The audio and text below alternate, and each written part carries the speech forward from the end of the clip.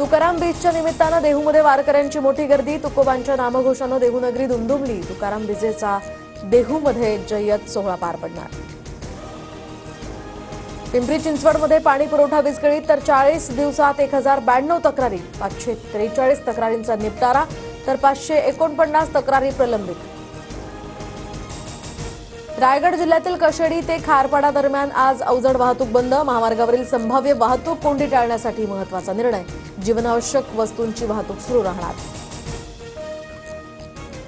पश्चिम रेल्वेवर आज कोणताही ब्लॉक नाही। बाहेरगावी गेलेल्यांचा परतीचा प्रवास सुरू होण्याची शक्यता असल्यामुळे निर्णय। मात्र मध्य रेल्वेवर दिवसकालीन ब्लॉक। मुंबईतील प्रदूषणाच्या पातळीत वाढ तर मुंबईमध्ये हवेचा निर्देशांक मध्यम श्रेणीत। AQI 125 वर। अंधेरीमध्ये सध्या वाईट हवेची नोंद।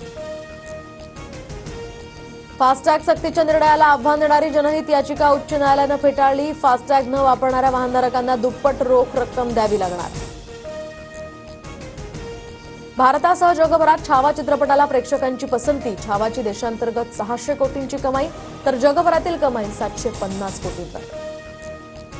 64 माओवाद्यांचं तेलंगणा पोलिसांसमोर आत्मसमर्पण। आत्मसमर्पण करणाऱ्या माओवाद्यांना तेलंगणा सरकारकडून प्रत्येकी 25,000 रुपयांची मदत।